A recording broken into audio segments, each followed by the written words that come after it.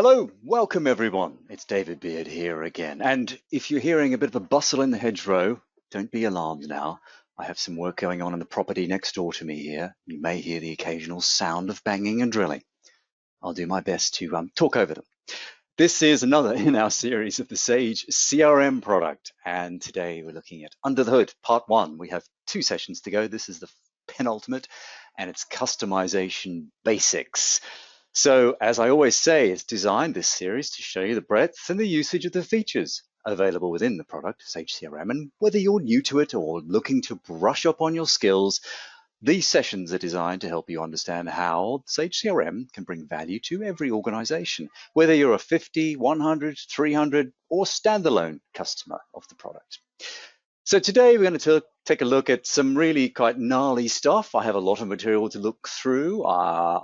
Some of you, I think, will go, gosh, what was that again? But don't forget, if you don't pick it up the first time I say something, the recording will be available on the site shortly thereafter. You can always watch it again and, of course, refer to a lot of the help online, which I'll point out to you at the end of the show.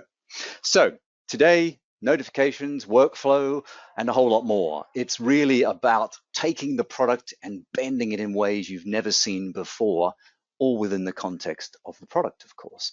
So let's start. I want to talk first of all about simple or quick notifications. So if I log on as a user, Graham Rogers, and you'll remember this if you've attended the sessions before, I'm showing you shots of the product, and I'm doing them very quickly rather than spending time typing away. So you get a feel for it with the screenshots as I go through. So Graham logs on. He's notified of an existing high priority case that has been assigned to him. And you see that in the top right corner. Now this is a notification. And these notifications allow the user to move very quickly to look at the individual, in the cases that need his attention. And this type of alert is very easy for a system admin or super user to set up. So let's take a look at how to do that. So I'm going to log on now as the admin, and I'm going to go down into the system admin area, as you'd expect me to do, and jump into the customization area in the top right there.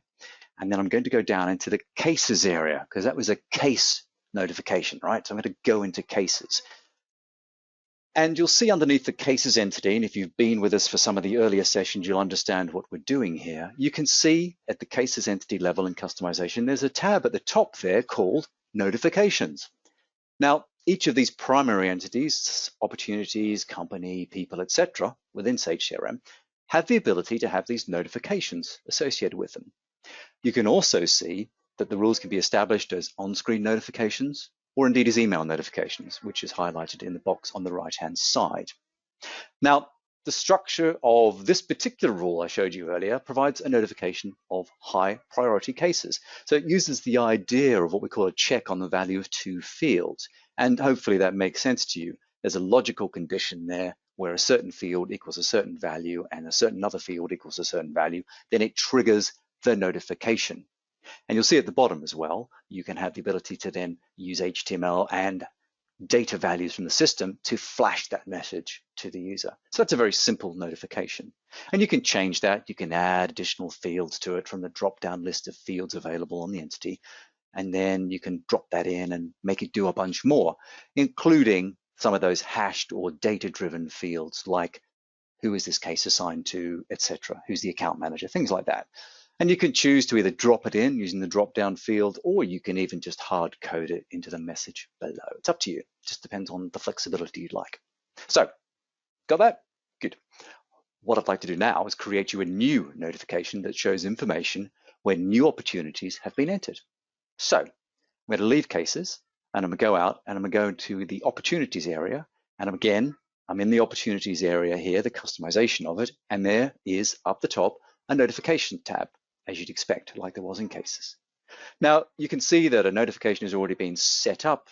It's of type email. In this case, it's an email sent to a user to notify them that they've won an opportunity or has reached a certain stage.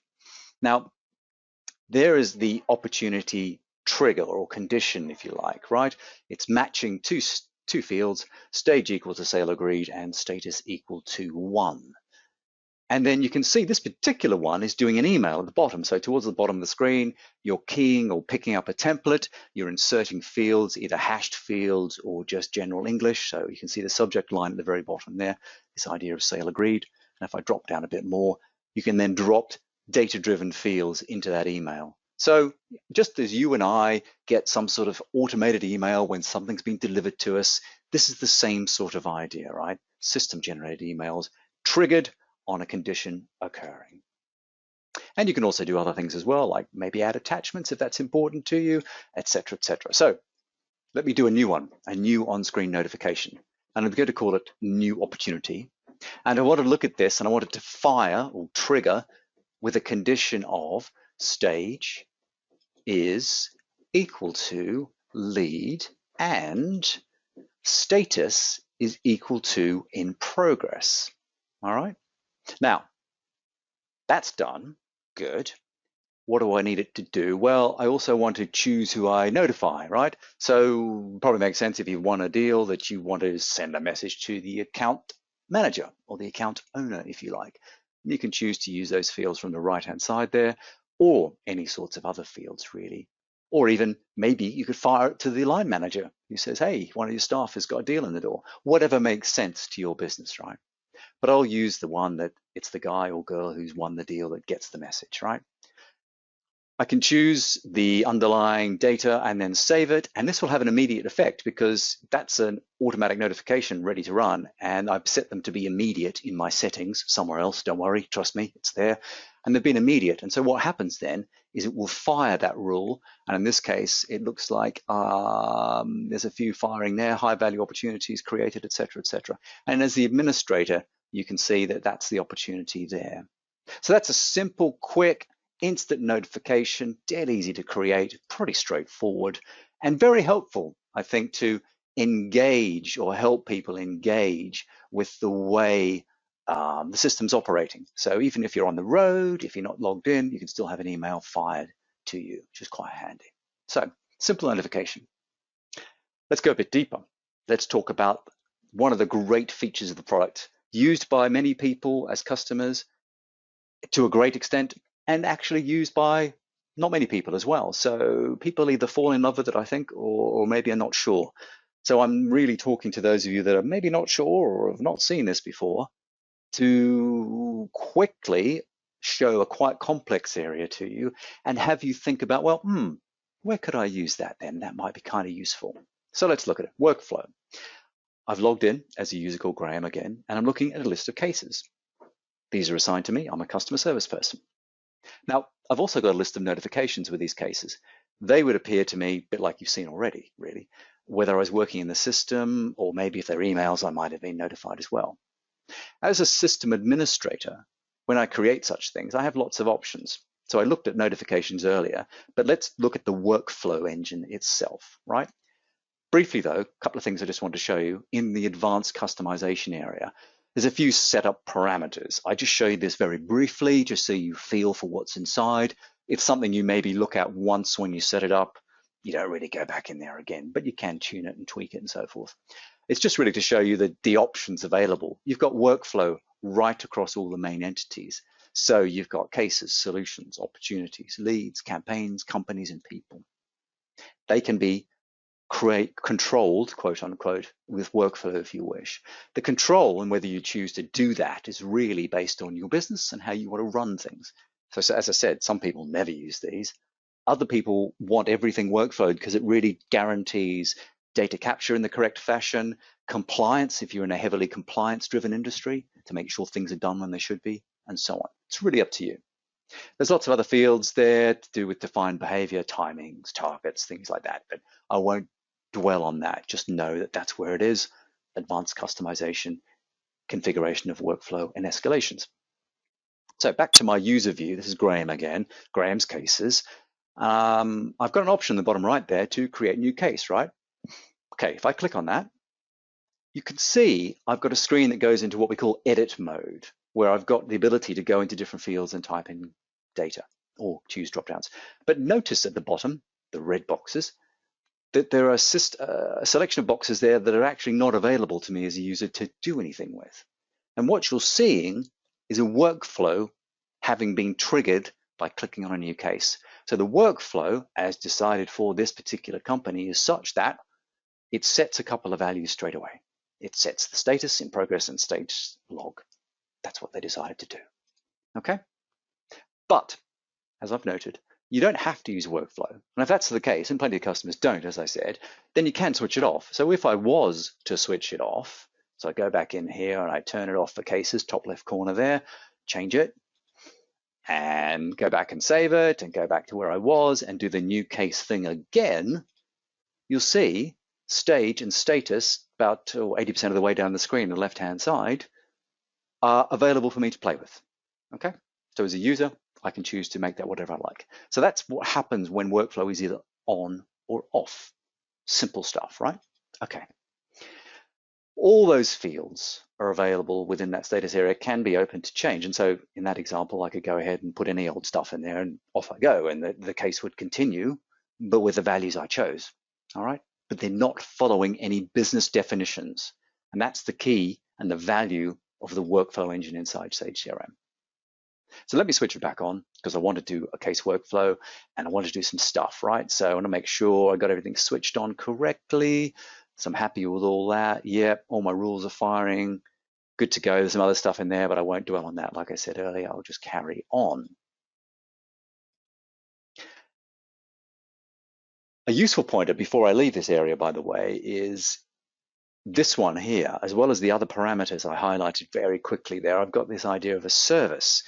What's a service, you may ask? Well, the escalation service allows the system to operate outside of a normally logged on user. So that means I could be out on the road with my mobile email device and I could be sent an email. So I don't have to be logged in.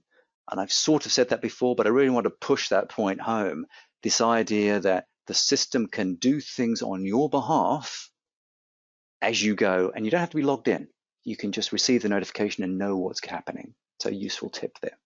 Okay, so that's a quick summary of what a workflow might look like and how it might operate and some of the parameters. Let's create one. And I'm going to explain concepts of rules and how they're put into place. So as I said at the top of the session, you might drift and go, oh, I'm not quite sure about this, and that's okay. You can rewatch it again or check in with the documentation. But my intention today is to give you enough to walk away with and go, I understand a bit more about this. Now, where could I use it? Right, let's define a simple new workflow for an entity. And I want this workflow to do a few things, right? So I'll log in and I'll go into System Administrator as ever, and I'm going to drop down into Advanced Customization, and you'll see top right, Workflow. So this is where I'm going to spend the next little while. I'm going to first confirm that the workflow is enabled, like I did last time. Switch it on for entities. Yep, that's good to go. Happy with that. And the next thing I have to do is go into Advanced Customization, into the workflow screen. And this gives me the point where I start thinking about the workflow I'm going to create. I've already got 8 there, as you can see. The workflow I'm going to create is going to look a little bit like this, and I'm going to do it very quickly. Don't worry about the details per se, just watch the way I put it together, and I will rocket through the last bit of it just to make it all work, okay? So I'm going to have a starting point which represents the moment in which a record doesn't exist. So a bit like the case thing I showed you earlier, click on new case, poof, then the record starts to exist. So we're going to do that using what's called a primary rule. And I'm going to do it on opportunities. And then I'm going to show you how you set up values inside the record and move it through what are called transition states. So primary rule fires a creation, and then there are transition states like you see on the screen there. So let's do it. Start a new workflow. Give it a name. Custom opportunity workflow. Save it. Right. I have a start point. I have a thing that I'm going to build from. Now I get to add new structures in here that make up the workflow. These structures are called states and rules. States represent, as you can see from the first one called start, stopping off points on the journey, the workflow or business rule journey. The rules are what we do between the steps, between the states, between the journey points. First of all, though, let's have a few more states, because having one state start, not that interesting, not that useful. So let me create a couple more. I'm going to have one called lead. So remember, this is all around an opportunity, so kind of follow my drift on this, right? I get a call, customer says, interested in your product, great, I'm going to create a lead, or I'm going to progress an opportunity to a lead state. So I've got a state up there. I've just saved it. You can see it appears at the top there in green next to start. And then I'm going to get another state, qualified. And there it is again. And then I'm going to push on through, get one more state called quoted, go into a demo or something like that. The customer's happy. Demo, great. And that one there, lovely. Remember, this is what I'm trying to create, right? So qualified, lead, qualified, demo, you get the drift, okay? The focus points you should be looking on here are lead, qualified, quoted, and demo, all right? So we've got the states, the stops, the journey points on the business flow, but we need the rules now, right? The things that help us move from the one state to the next. So let's do that, and let's consider this creation of the opportunity and what happens. So there are my states. What are the rules? Well, I need a primary rule, first of all. So let's give this a name. Let's call it new oppo. Makes sense, I guess. It's a primary rule, so I need to set that. There are other rules there. I'm not going to go into huge detail on those today. A ton of reading you can do on it, but just know that they are there and they do different things. And the entity or table we're running on is opportunity. So I need to say, right, this rule is a primary rule operating on the opportunity entity. And I could allow it to do anything else as well, but there are various other fields like the setup conditions, for instance. Do I want it to be restricted to a team? Does it happen in a particular order? Is it a condition? But let's not worry about that. Let's just leave all those for now. So now on the left-hand side, under available rules, I have new oppo. So how do I take the rule and drop it to make it a journey or a way of moving through the journey, I should say. Get my language right here. So I'm going to drop it, or drag it and drop it, into the graphical workspace underneath the start state. So start, the first thing I do is go into the new oppo rule. Make sense? And I drop it there, and there it is. So I need another state now, right? Because new oppo's got to go somewhere itself. So I drag that state down, and that's the lead. So something starts, it's a new opportunity, its first stopping point on the journey is to be called a lead. Okay. So we've created a workflow. It's a simple one, mind. Not very sophisticated, but it's there. And if I activate that, and I'll show you what it looks like. If I go back in as a user, typical user, not an admin user, and I go down and I say, oh, I want to go to a new company or an existing company, doesn't really matter, and I want to do a new opportunity. So see the new opportunity button on the right-hand side there. Okay, there it is. And I click on that because it's a primary rule, which takes me back to my admin, taking you back to the admin area, just so you know what it was, right? Don't worry, a user doesn't see this at this point. That primary rule is firing, good. So the initial creation of a new record, a new opportunity into this entity is happening. And when I click on new oppo, this is what happens. Notice again at the bottom that there are certain things going to be set, or to say it the other way around like it did in cases, there are certain things I can't play with at the moment, right? That's one of them there. So there's no information in there right now. Well, that's because we're not at the point of carrying out any actions. All we've done so far is create the steps on the journey. There's no actual thing that new oppo, the rule, is doing, okay? So, as I said, simple, not sophisticated, needs to do a bit more. So, to make it more useful, we need to be having actions. Let's go and see what we can do here. So if I go back into here and I go into edit and go back in here, you'll see, proving my point of a second ago, there's no actions that follow the creation of a rule called new oppo. There's nothing going on, which is why the screen was blank. So this is where we're taking into the discussion about, well, what are actions and what can I do? So what I'll do is go ahead and find some stuff to do. I'll click on the new button at the bottom. There are opportunities already in existence, by the way. So you can see on another screen, I've got some fields down here. This is just a sample of another workflow, another opportunity in action. See how I've got all sorts of fields I could add, right? So let me go back and show you what I'm going to plan on doing. For example, putting in maybe status, maybe forecast, maybe something else, okay? So if I drop back into the admin area and I go click here on new, I'm taken to the actions panel, or my toolbox, if you like. So workflow actions are the behaviors that a workflow rule can invoke. So when we press the button, things happen. That's what I want it to do. So lots more in the documentation, as I said. For now, though, I'm going to use the idea of setting column values. Okay, so let me choose a few and fix a few values in the system. So if I click on set column value, I'm presented with a number of things I can do. And let me run you through these. The big things here, of course, is the drop-down field here called column, where I choose the value. So left-hand side, if you read this as a left to right down kind of thing, I've chosen type set column value, and then I've been presented or dropped out what I can do or what fields I want to play with. Obviously, it's assigned to opportunity fields because I'm customizing an opportunity workflow. So it's a selection list, so I choose stage, as you'd expect, and gosh, surprise, surprise, I've been given the option of choosing maybe these values, and I think lead would be the one I'd choose because that's the first stage of my opportunity workflow, right? And I can fill in a few things. I can make it read-only, I can make it hidden. There's lots of stuff here. I'm not going to go into huge amounts of details, but I am going to mark it as my first field. You can choose the order in which these fire or show on the screen. And then I start to build up my list of workflow actions. So I'm in the rule, it's a new oppo rule. Down the bottom, I have now one action.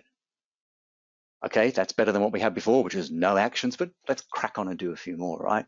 So set a few more values, set column value of user ID, and I want that to be, of status, and then I want that to be something like in progress, and setting it to be read only, and then that's column order 2, so it appears next step along, if you like, and so on and so forth. I'm going to really rack through these very quickly, okay? Setting values, I want the forecast to be 0 to start with. Sounds reasonable because it's maybe they don't know what it is right away, but give the option for a user to do something with it perhaps, and you'll see that coming later. Mark that as my third field, and on I go. The fourth field, set column value again, assigned user, certainty this time, and I want it to be 5. And I'm also going to do something a little bit smarter or I think cleverer with this particular thing. I'm going to put a business rule, an extra business rule layered in here within the action in the on-changed script box. That's the middle box on the left-hand side there. Why? Because I want to drive some user checks and some data validation. Now, don't worry if you don't get script, it's fine. It's just a potential way of doing something. And by the way, searching on script and hacking things in is really quite straightforward. It's safe, it's okay, you won't break it. It's just a quick way of doing something. This particular thing I've done here is I'm saying if someone has chosen a value and made it greater than 10, I'm going to flash and override a message. You'll see what it looks like in a second. And that's a business rule that says, it's at stage lead, don't put it above 10, because you know what? We have no idea. It's silly. Don't put 100 on it. No one believes you. Okay, so I'll do that. And you can see I'll crack on through and I'll do some few more here. This one, by the way, is using data-driven fields like you saw earlier on notifications. The hashtags or pound signs around them indicated it's to pull the data field out from the current context. So in this case, if I've logged on as Graham Rogers, it's going to put my name in here, okay?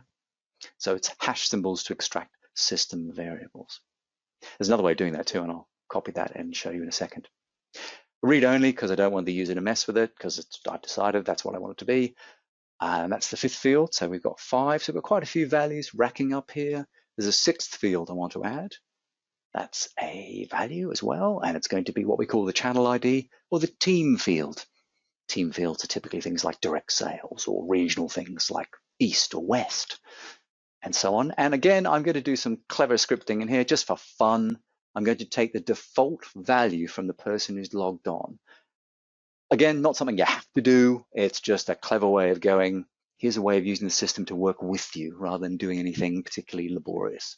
You can extract things straight away from the session. And the 7th value is going to be priority. And I'm going to make that normal because why not? And allow it to be changed only by the workflow, not by the user. Right, set that to 7. That's my order. And there are my 7 workflow actions. Final field I'll enter here is the target close date. So again, set column value, target close. And I'm going to put an offset in here. This is a little more thinking required. It's an offset in seconds. It's a poor example because that's only like, I don't know, what's that, 3 hours away or something. But anyway, you get the idea. And order, of course, and we're done.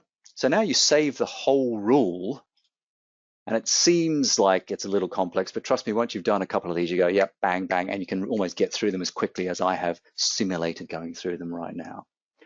I'm going to activate that workflow. It tells me that it's activated. And if I go back to the user and look at the business now of creating this brand new opportunity, click on the button, look at that, what we've got now down the bottom, already entered in our values, lead in progress. I've got forecast value. I've got a 5% certainty there. Remember that one. I've got the read only of assigned to me, the direct user. This one is Susan May, and a target the close by date. And remember, I told you about that if greater than 10 thing in certainty, bottom right corner there. What happens? If I put 15 in there and I tab out of that field, I get thrown a message up the top, maximum value exceeded, and the value is reset in the certainty field at the bottom. So there's really keen, clever ways, and once you've built up the little toolkit of things that you or your partner, your reseller partner, can help you with, it's very simple to make it quite sophisticated in the management of data capture and data progression through the system. Right. Let me complete the values, and I'm going to fill in a few things. We'll call it test 1 if you like. I've got to fill in obviously all the things that have blue stars on them. That's important, otherwise it won't let me save, and I've done that. And you see you've got our workflow or business rule now being invoked for that record. And how you can tell, as well as the read-only bits and pieces I've been pointing out in the main body of the screen, is on the right-hand side, you've got a new thing there that says actions. Current state, lead. So it's showing you the workflow is in charge of this particular activity. Now, this record creation, to be strictly speaking, correct. And the current state is lead, like we told it to be, okay? Essentially, that's managing the creation of the record. However, that's kind of all it does. I mean, you saw what I did there. I just created one rule with 7, 8 actions in it, and that's what it's done. So let me crack through a few more things, right? Oh, by the way, this is what the system also does when you use workflow. Every entity, when it's in a workflow thing, has this ability to capture what we call tracking. So people typically use tracking in opportunity. How long is this opportunity taking to progress to its end, whatever the end is? But lots of people use it in case management. What was the last time the customer was called about it? What did we do internally? Did an email go out? And the idea of tracking versus communications is the actual entered stuff, either by you as a user or the customer to you. Tracking is also capturing the systemic information. What has the system done for you and when? And in this example, right-hand side, under the progress bar, you'll see that the system is telling you what fields have been updated, either by itself or by the user. So date, time, person, and all the stuff it's done. Right. So let's crack back and do some more stuff for the rule, right? I want to have it do some more things. So I'm going to build another rule here, back into edit workflow, of course, and I'm going to create myself a new rule called a transitional rule. But what I want to do, and this is kind of a little sidestep, again, pointing out a clever piece of functionality, but maybe you will use it and maybe you won't, is I'm going to clone this rule because I want to use 80% of it again. And that's kind of a good thing, because once you do something once and it's generic enough, you can pick it up and redeploy it. Kind of helpful. So you can make something available for cloning. And obviously that'll help you speed up the creation of subsequent rules. Even if you end up deleting half of them, you've still got the other half. You don't have to recreate all the time, right? So I'm going to create another rule, transition rule, as I said earlier, and it allows the user to move on to the next step. So after lead, what happens? And we know, if we look at the states across the top, the next thing we need to get to is qualified, right? So I'm going to clone that rule, qualify it. I'm going to give a name. So I'm not going to clone it. I'm going to use the one I've cloned, and I'm going to call it qualify. And that lets me crack on then and have a rule immediately available. So you can see it appearing on the left-hand side. And if I look at the detail of that, oh, look, 8 workflow actions already set up for me. Easy, because I cloned the previous one, right? Bear in mind here, because I cloned it, it's copied everything. So it's still set as a type primary. So I need to change that to transition. Transition rules, if not obvious from the term, are all about moving from one state to the next versus primary, which is your kickoff state. So I change a few of the fields because I don't necessarily want them to do what those 8 have at the bottom. So I'm just going to sort them around, and trust me, I'm just going to go through now and quickly change a few things. I'm going to move it from stage to qualified. Makes sense, right? It was lead. I should move it to qualified. And I want to also have a field thrown to the screen where it's going to tell me something. So I'm going to go on through this, do a few more, display field for amendment, I'm going to revisit that rule about 5, not greater than 10, and I'm going to make it, well, I might make it 15, right? So let's crank it up to 15 and change that a bit. And what this time I'm going to have is the idea that if you try and make it above 20 at this stage, you're going to be kicked back down to 15. So you can see how that thinking progresses as the opportunity qualifies itself. And so on and so on. So I'll make a few more changes to this clone of the original rule to adjust for what we're doing here. Maybe let's have the assigned user field to be altered back to display field for amendment, because perhaps the assigned user at the lead stage maybe wants to hand it to another person or another team for whatever reason. They're the product specialist, they're in a different region, and they should look after it, etc. And these are the sorts of things you can finesse to match your business need. So, like that. And do a few more here. So what I'm going to do here, I'm going to display similarly the channel, the team name for the user to do something with if I wanted to. And I'll quickly update the rest. I'm not going to dwell on them all. You get the vibe. You can see what I'm doing. I'm just changing a few things. Don't worry about the detail. And so on. Right, so I've done all those. So I've cloned my primary rule. I've created the new rule, which is transitional, called qualify. And I've used the 8 actions I had in the first one in the clone, from the clone, and changed a few of them to do different things. Okay, so that's how that works. Re-enable the rule again and drag this new rule, top left corner, qualify, and drop it underneath the lead area here. And because it needs somewhere to go, you can't have a rule going nowhere. So let's make sure we drop qualified at the end of that.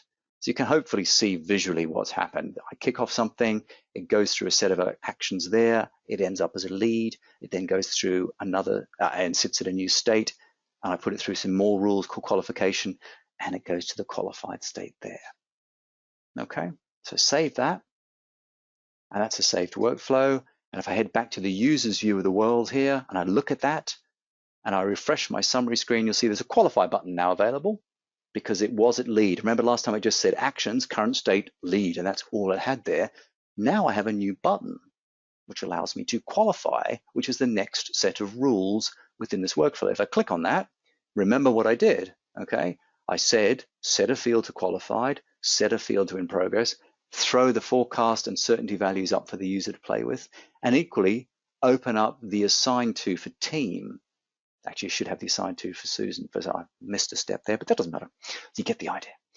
And I can sort of trigger that and go 40 like I did last time, and it will throw the message and bust you back down to 20, same as it did last time.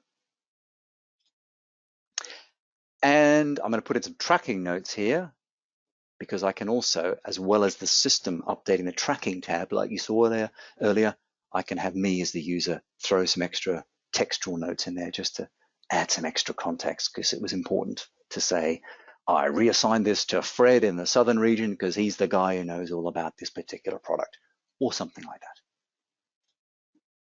And you can see how that is shown inside the tracking tab like you saw last time. This time I've just got the words test note appearing, but you see how it's moved on from qualified. So I started here, moved to qualified, and the only value that got updated outside of my test note was the certainty changing to 20%. So far we looked at the idea of the creation of that workflow, 2 forms of workflow rules, primary and transition. And you see part of what I've done there already being completed, that bit there. So there are many ways I could carry on this discussion. I could show you some of the other conditional rules. I could show you how all the different fields are set and how the complications can be made. All quite clever with scripting and all sorts. But I'm not going to, because there's a lot here, and it's much better if you A, have a pop at it yourself, and B, spend some time understanding what's potentially available. And actually there's a C as well, which is you got to figure out now where you might want to use this in your business. For a lot of people, we see workflow really put into action around customer service. Even if it's just as simple as we've sent the customer the package and we have a follow-up rule that occurs plus 3 days to say, call the customer and make sure they received it. As simple as that, right? That could be a very simple workflow. We have other customers. We have customers in pharmaceuticals, for example, where workflow, if you drew it out as on a whiteboard, it would cover several walls. But it runs their business, and it's critical to delivery of pharma goods to at-home patients, following up on dated stock, back ordering, and a whole bunch more. So really, it's up to you and your business as to how you put it to use. As I said, there's plenty more learning to be had, and you can find that all on community.sagecrm.com. It's a very useful jumping off place, not just for material that is hosted on that site, but also elsewhere. So it will direct you to the Help Center, direct you to training advice, either through Sage U or the Sage videos on YouTube, Sage City, where there are forums, blogs, articles by my colleagues who explain how to do things in great detail, and of course, resources around documentation and guides on things, including how to set up the workflow. Much more to learn there. So my reminder, as ever, as we close this session, is think about where Sage CRM could be working out of the box with you and your accounting systems to deliver consistent customer data and reducing the need to rekey or recheck information. Having that single view of the customer, automated, one-stop view, one-stop shop, whatever you like to call it, for your business. What's your plan for customer relationship management? As we said at the top of the session, there are many of these we've been through already. I hope some of you have been along for the entire journey. If you'd like to know more or rewatch some of the older ones, that's the URL at the bottom. You can go back and revisit it.